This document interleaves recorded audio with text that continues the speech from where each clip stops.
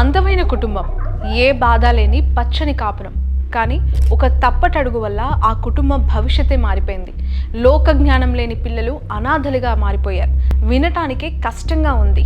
But ఇలాంటి ఒక తప్పే ఓ కుటుంబంలో జరిగింది. ప్రతి న్యూస్ పేపర్లో, ఎవ్రీ సోషల్ మీడియాలో ఈరోజు ఈ ఇన్సిడెంట్ చాలా హాట్ టాపిక్గా మారింది. సాఫ్ట్వేర్ ఉద్యోగి సీతారాం కేసులో సంచలన విషయాలు వెలుగులోకి వస్తున్నాయి. అసలు ఎవరి సీతారాం? హైదరాబాద్లోని ఒక ప్రైవేట్ కంపెనీలో సాఫ్ట్వేర్గా పనిచేస్తున్న ఇతను అకస్మాత్తుగా ఎందుకు ఆత్మహత్య చేసుకున్నాడు? అసలు ఏంటి ప్రాబ్లం అనేది ఈ వీడియోలో మనం తెలుసుకోబోతున్నాం. అతని పేరు సీతారాం.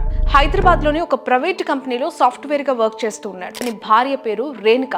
వీళ్ళకి 2 అందమైన పిల్లలు ఉన్నారు. హైదరాబాద్లో ఓపెన్ ఫ్లాట్తో పాటు కార్ అండ్ బైక్ కూడా ఉన్నాయి. పిఎఫ్, మ్యూచువల్ ఫండ్స్ అండ్ ఎల్ఐజీలో హ్యూజ్ సేవింగ్స్ ఉన్నాయి. ఫైనాన్షియల్గా ఈ ఫ్యామిలీ చాలా సేఫ్ జోన్లో, సేఫ్ సైడ్లో కొనసాగుతోంది. కట్ చేస్తే ఏమైందో తెలియదు. ఒకరోజు రేణుక హస్బెండ్ సీతారాం హుసేన్ సాగర్లో దూకి చనిపోయారు. అండ్ ఆయన చనిపోయే ముందు తన చావుకి కారణాలని 19 పేజెస్లో ఫిల్ చేసి మరి చనిపోయాడు.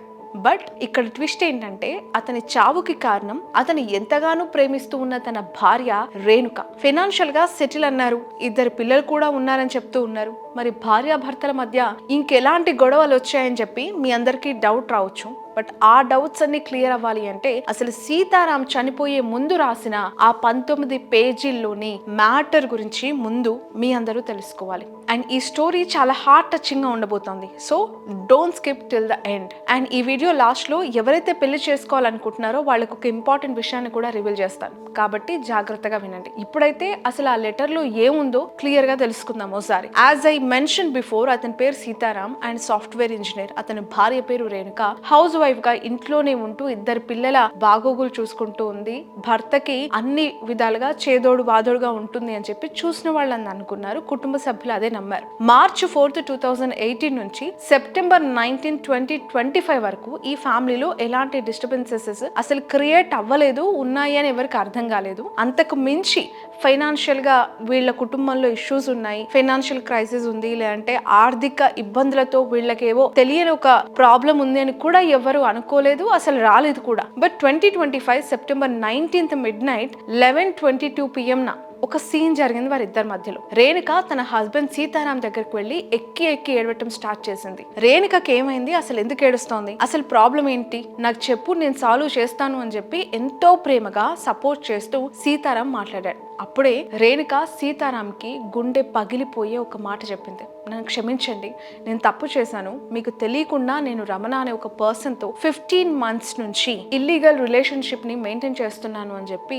నిజం ఒప్పుకుంది. మీరు ఆఫీస్కి వెళ్లే టైంలో మన ఫ్లాట్ కి 4 to 5 times కూడా వచ్చాడు. అప్పుడే మేము ఫిజికల్ గా మీట్ అయ్యాము అని చెప్పి ఫుల్ గా సీతారాంతో ఓపెన్ అయింది. అండ్ కొన్ని ప్రైవేట్ వీడియోస్ కూడా తీసుకున్నాం. ఆ ప్రైవేట్ వీడియోస్ నా దగ్గరే ఉన్నాయి అని చెప్పి జరిగిన విషయాన్ని భర్తకు ఎక్స్ప్లెయిన్ చేసింది రేణుక. కానీ రమణ రేణుక దగ్గర ఉన్న ఆ వీడియోస్ తనకి షేర్ చేయమని చెప్పి షేర్ చేయించుకున్నాడు. నేను అతని పైన నమ్మకంతో ఆ వీడియోస్ ని కంప్లీట్ గా షేర్ చేశాను. కానీ ఇప్పుడు ఆ వీడియోస్ అన్నింటినీ తన ఇన్స్టాగ్రామ్ ఛానల్లో పోస్ట్ చేశాడు అని చెప్పి రేణుక సీతారాంతో ఉన్న విషయం చెప్పింది. సో పబ్లిక్ లో న్యూసెన్స్ క్రియేట్ చేయకముందే దయచేసి నాకు హెల్ప్ చేయండి, ఇంకెప్పుడు ఇలాంటి తప్పు చేయను అని చెప్పి రిక్వెస్ట్ చేసింది.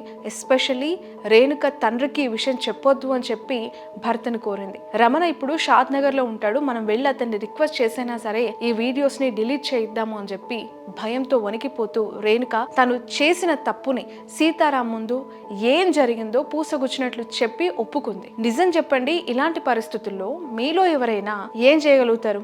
నీ చావు నువ్వు చావు, లేదంటే నన్ను పిల్లల్ని ఎంత మోసం చేస్తావను, మీ పేరెంట్స్ కి ఈ విషయం అంతా చెప్పేస్తాను, నన్నెందుకు ఇలా మోసం చేసావును, ఇష్టం ఉన్నట్లు తిట్టి అలాగే వదిలేసి వెళ్ళిపోవచ్చు కాక.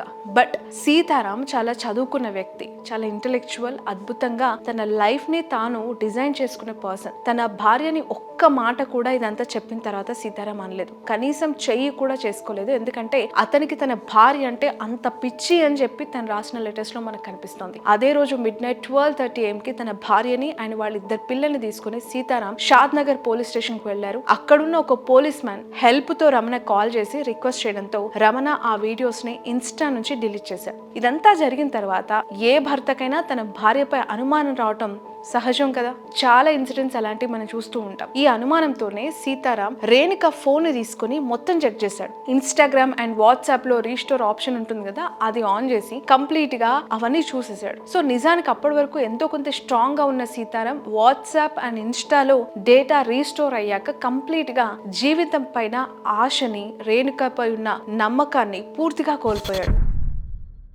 ఆ డేటాలో తెలిసిన నిజం ఏంటంటే రేణుక ఈ రమణ అనే పర్సన్ తోనే కాకుండా ఇంకొక 5గురితో ఇలాంటి వ్యవహారాన్ని నడిపింది అనే విషయం తెలుసుకున్నాడు. ఇందులో ఒక పర్సన్ పేరు శ్రవణ్. ఇన్స్టాగ్రామ్ లో పరిచయమైన ఇతనితో 1 month రిలేషన్ ని కంటిన్యూ చేస్తుంది అండ్ వీళ్ళిద్దరూ ఫిజికల్ రిలేషన్ వరకు వెళ్లారు. ఇంకొక పర్సన్ పేరు అయ్యప్ప. ఇతను రేణుక యొక్క పాస్ట్ క్లాస్మేట్ అంట. ఈ పర్సన్ తో న్యూడ్ వీడియోలు షూట్ చేసినట్లుగా ఆ లెటర్ లో రాశారు. అండ్ ఇంటర్మీడియట్ లో ఫ్రెండ్ అయిన శివతో కూడా సేమ్ బిహేవియర్ ని రేణుక కంటిన్యూ చేసింది. ఇక డిగ్రీ కాలేజ్ లో పరిచయమైన సురేందర్ ని, స్కూల్ ఫ్రెండ్ అయిన వంశీతో కూడా రేణుక కాల్స్ అండ్ మెసేజెస్ చేసి చివరికి తన భర్త సీతారాం ముందు చాలా పద్ధతిగా ఉన్నట్లు నటించింది, మెప్పించింది. బట్ ఇదంతా తెలుసుకున్నాక సీతారాంకి తన భార్య ప్రవర్తన, నడవడికను చూసి తను ఎంతో బాధపడ్డాడు, డౌన్ అయిపోయాడు. ఉద్యోగం పైన అతను ఫోకస్ కూడా పెట్టలేకపోయాడు. అండ్ ఆ బాధని ఆ లెటర్ లో మెన్షన్ కూడా చేయడం జరిగింది సీతారాం. అది చదివిన ఎవరికైనా ఖచ్చితంగా కన్నీళ్లు రాక తప్పవు. అండ్ రమణ ఇష్యూ జరిగిన తర్వాత సీతారాం ఆమెను ఎందుకు ఇలా చేస్తున్నావు, నువ్వు నాతో సంతోషంగా లేవా అని చెప్పి ఎన్నో సార్లు అతను క్వశ్చన్ కూడా చేశాడు. కానీ రేణుక మాత్రం నేనే అన్ని తప్పులు చేశాను, నా వల్లే అందరూ సఫర్ అవుతున్నారు, నీ తప్పేం లేదండి అని మాత్రమే సమాధానం చెప్పినట్లుగా సీతారాం మెన్షన్ చేశారు. చిన్నప్పటి నుంచి ఎంతో కష్టపడి మంచి ఉద్యోగం సంపాదించి ఒక స్టేజ్కి వచ్చి మ్యారేజ్ చేసుకున్న నాకు ఆఫ్టర్ మ్యారేజ్ నా వైఫ్ వల్ల ప్రతిరోజు ఇలా సమస్యలు వచ్చేవి అని చెప్పి లెటర్ లో సీతారాం మెన్షన్ చేయడం జరిగింది. కానీ పిల్లలు ఉన్నారు, నా భార్య ఏదో ఒక రోజు నన్ను అర్థం చేసుకుంటుంది అని చెప్పి నమ్మాను అని చెప్పి చివరికి నాకు నమ్మక ద్రోహం చేసింది నా భార్య అని అతను తన ఆవేదన వ్యక్తం చేశారు. నిజంగానే దేవుడు ఉంటే, అతనే గనక ఈ దారుణాలను చూస్తూ ఉంటే నాకేం సమాధానం ఇస్తాడని ప్రశ్నించాడు. సో మ్యారేజ్ అయిన రోజు నుంచి నేను ఏ రోజు మద్యపానం కానీ సిగరెట్స్ కానీ అలవాటు చేసుకోలేదు, ఏ రోజు వేరే అమ్మాయిని చెడు దృష్టితో చూసిన దాఖలాలు లేవని కూడా ఆయన మెన్షన్ చేశాడు. తాళి కట్టిన రోజు నుంచి ఈ లెటర్ రాస్తూ ఉన్నంత వరకు నేను నా భార్యతో నమ్మకంగానే ఉన్నాను. చివరికి నా భార్య గురించి నా పేరెంట్స్ కి తెలిసి ఆమెను వదిలేయమని చెప్తే నేను మాత్రం నా భార్యకి సపోర్ట్ చేసి తను ఏదో ఒక రోజు మారి నా బాధను అర్థం చేసుకుంటుంది అని చెప్పి నా తల్లిదండ్రులతో కూడా చివరికి రేణుక కోసం మాట్లాడడమే మానేసి దూరం పెట్టాను అని సీతారాం మెన్షన్ చేశాడు. బట్ చివరికి నా భార్య నా ప్రాణం పోవడానికి కారణం అవుతుంది, నేను ఆమెతో శారీరక బంధంలో ఆనందంగా లేకపోయినా అడ్జస్ట్ అయ్యి బ్రతికాను తప్ప వేరే ఏ ఆడదాని జోలికి నేను పోలేదు అని చెప్పి, బట్ రేణుక ఇలా ఎందుకు చేసింది అని చెప్పి తను అందులో క్వశ్చన్ చేయడం జరిగింది. అసలు నా వైఫ్ కి ఏం కావాలి? ప్రేమ. నేనైతే ఆమెను ఎంతో ప్రేమించాను, అయినా కానీ ఎందుకు ఇంతమందితో ఫిజికల్ రిలేషన్ లోకి వెళ్ళింది? మళ్ళీ ఆ ప్రైవేట్ వీడియోస్ ని రేణుకనే ఎందుకు షూట్ చేసింది? ఎవరు ఏమీ చేయలేరు అనే ధైర్యమా, లేక ఆలోచించలేని తనమా?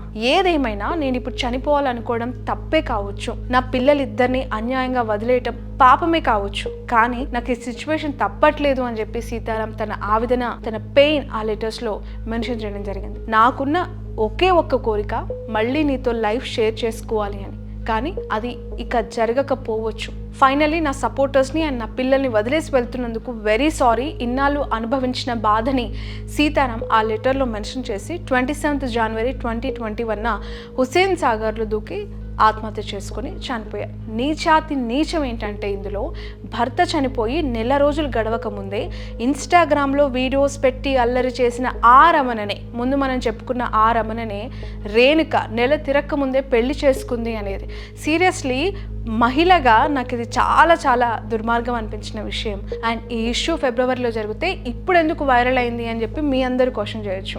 ఈ ఇన్సిడెంట్ గురించి అప్పుడు అంతగా ఎవిడెన్స్ బయటికి రాలేదు. బట్ ఎప్పుడైతే ఈ లెటర్ బయటకు వచ్చిందో సోషల్ మీడియా ప్లాట్ఫామ్స్లో ఇష్యూ బాగా పాపులర్ అయింది. కంప్లీట్గా మెన్స్కి సెక్యూరిటీ లేదు, మ్యారిటల్ లైఫ్ ఒక్కసారి కొంచెం అటు ఇటుగా అయితే వాళ్ళు ప్రాణాలు తీసుకోవటమే అనే స్థాయిలో దాదాపు కొన్ని రోజులుగా ఇన్స్టాంట్ షేక్ చేస్తూ ఉన్న వార్త ఇది. సీతారాంకి చాలా మంది మద్దతు తెలుపుతూ ఉన్నారు. అండ్ రేణుకకి ఎలాంటి శిక్షలు ఉన్నాయి, ఏం శిక్షలు వేస్తారు, ఇప్పుడు ఒక ప్రాణం పోయింది తన వల్లనే కాబట్టి ఖచ్చితంగా కఠిన చర్యలు ఉండాలి అని చెప్పి డిమాండ్ చేస్తూ ఉన్నారు. అండ్ ఈ ఇష్యూ ఏంటి అని చెప్పి ఈ న్యూస్ ని చదవడం స్టార్ట్ చేస్తే భార్య చేసిన పనికి ఇంకొక భర్త బలయ్యాడు అని చెప్పి అందరికీ అర్థమైంది. అండ్ ఫైనల్ గా కంప్లీట్ న్యూస్ ప్రపంచానికి ఇప్పుడు తెలిసింది. అండ్ ఇందాక లాస్ట్ లో ఎవరైతే పెళ్లికి సిద్ధమవుతూ ఉన్నారో వాళ్ళందరికీ ఒక ఇంపార్టెంట్ విషయాన్ని చెప్తానన్నాను కదా, now listen it carefully.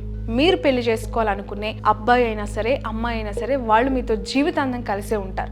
Wrong step వేయరు అనే క్లారిటీ మీకు ముందే వస్తే అప్పుడు మాత్రమే మ్యారేజ్కి రెడీ అవ్వండి, 7 అడుగులు నడవండి. అలా కాకుండా మ్యారేజ్ అయితే అన్ని క్లారిటీస్ అవే వస్తాయి అని చెప్పి క్లారిటీ లేకుండా ముందే పెళ్లి చేసుకుంటే ఖచ్చితంగా ఏదో ఒక రోజు మీకు సంబంధించిన న్యూస్ కూడా ఇలాగే వైరల్ అవ్వక తప్పదు. So be careful, be alert. ఇదంతా కూడా మీకు అర్థమైందని అనుకుంటున్నా. ఈ వీడియోలో ఇన్ఫో మీకు నచ్చినట్లయితే please do subscribe to Sravani's POV and bell ఐకాన్ని ఆన్లో పెట్టండి. ఇలాంటి మరొక మంచి కంటెంట్తో మీ ముందుకు వస్తాను. నా ప్రతి వీడియో మీకు నచ్చుతుందని భావిస్తూ ఉన్నాను. ఒకవేళ మీకు నచ్చినట్లయితే మీ ద్వారా మరికొంతమంది నా వీడియోస్ని చూడాలి అనుకుంటే ఖచ్చితంగా ఈ వీడియోని షేర్ చేయడం మాత్రం మర్చిపోద్దు. అండ్ ఈ పూర్తి వీడియో పైన మీ అభిప్రాయాన్ని కింద కమెంట్ సెక్షన్లో ఖచ్చితంగా మెన్షన్ చేయండి. మన భారతీయ చట్టాలు ఎక్కువగా మహిళలకు అనుకూలంగా ఉన్నాయని చెప్పి మాట్లాడే సందర్భంలో ఇలాంటి ఇష్యూస్లో చాలామంది పురుషులు ఇబ్బంది పడి తమ ప్రాణాలు కోల్పోతూ ఉన్నారు. బట్ మహిళల తప్పు ఉందని తెలిసినప్పుడు వాళ్ళకి ఎలాంటి శిక్షలు పడాలి, ఎలాంటి చర్యలు తీసుకోవాలి, చట్టాలు ఏం చెప్తూ ఉన్నాయి, ఎంత త్వరగా తనకి జస్టిస్ చేయొచ్చు అనేది మీకున్న ఒపీనియన్ని షేర్ చేయండి. అండ్ నా వీడియో కనుక నచ్చినట్లయితే ఖచ్చితంగా లైక్ చేయండి, షేర్ చేయండి, సబ్స్క్రైబ్ చేయండి. ఇంకొంతమంది ఈ వీడియో చూసేలాగా మీరు షేర్ చేస్తే తప్పకుండా రీచ్ అవుతుంది. That's all now. మరొక వీడియోతో మళ్ళీ కలుద్దాం.